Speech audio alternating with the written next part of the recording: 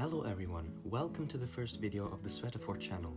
In this explainer, we are going to take a look at a tram system that I use often and know a lot about, which is The Hague.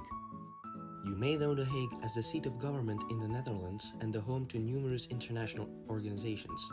The Hague is also the city where the royal family resides. What I am going to talk about is the very interesting tram system of The Hague. I will show an overview of the system, dive a little deeper into the history of it, and we'll talk about the interesting things that make the system so unique and interesting. So, let's get started.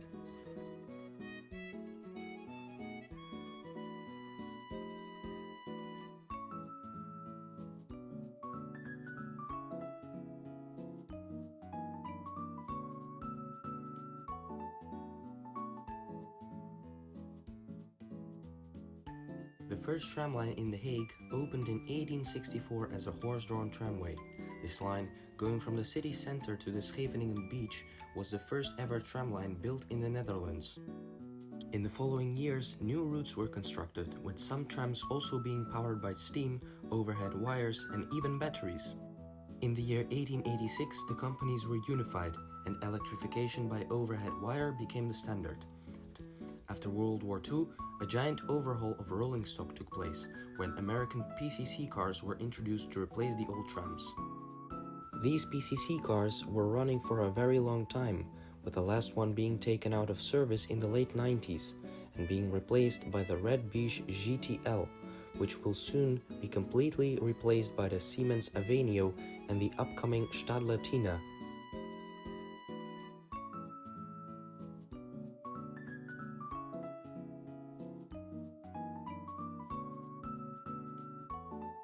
The tram network is the biggest in the Netherlands and one of the biggest in the whole world, with track length being about 120 kilometers.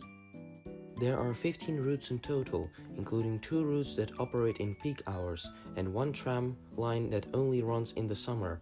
Together, they form a very well-connected network in The Hague and its suburbs.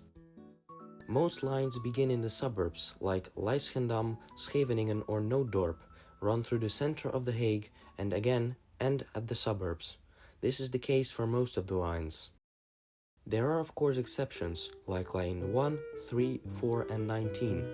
Line 1 starts at the beach in Scheveningen, goes through the city center but doesn't end in the suburbs, but continues as an interurban tramway to the city of Delft. This line is even the oldest interurban tram line in the Netherlands, and the only non-modern remaining one, unlike the tram in Utrecht and line 25 in Amsterdam. Tram 3 and 4 are a sort of tram train, like in Karlsruhe. They begin as normal tram lines in The Hague, but become great separated and faster after arriving at the central railway station. They both end in the city of Zoetermeer as a light rail system, but more on that later.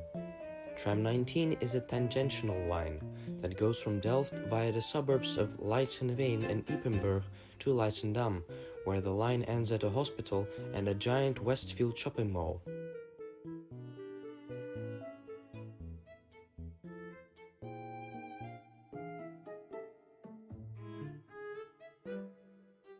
Of course, there are a lot of interesting aspects if you look at the infrastructure. In the city center, there is a tram tunnel underneath the pedestrian Spuis Street, which takes trams from the Prinsengracht stop to the central station. This tunnel is 1 kilometer and 250 meters long and has 2 stops. This tunnel was made to replace a very crowded on-street section on an already busy street, but did not come without its controversies.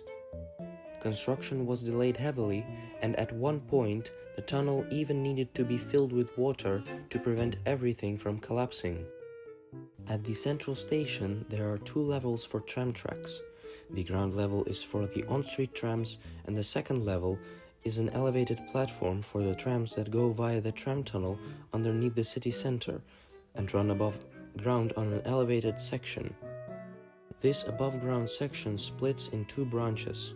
One branch, which is used by trams 2 and 6, goes via the elevated Ternode station and returns to the surface at the Oost-Inge stop, where the lines continue as normal tramways.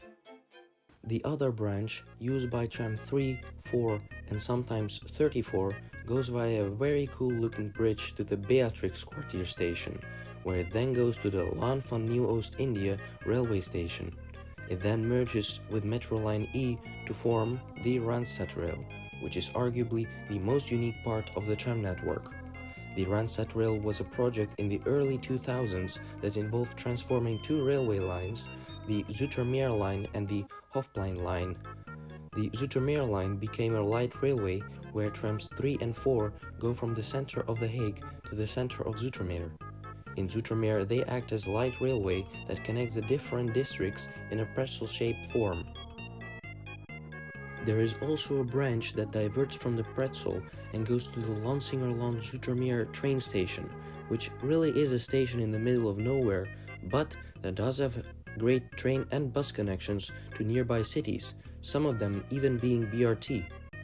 The stretch from Laan van Nieuw-Oost-India to Leidsenveen station is shared with Metro Line E from the Rotterdam Metro.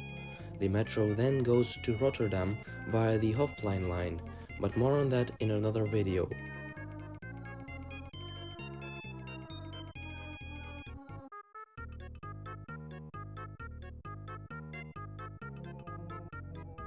Although the network is already very big, it still has plans for the future.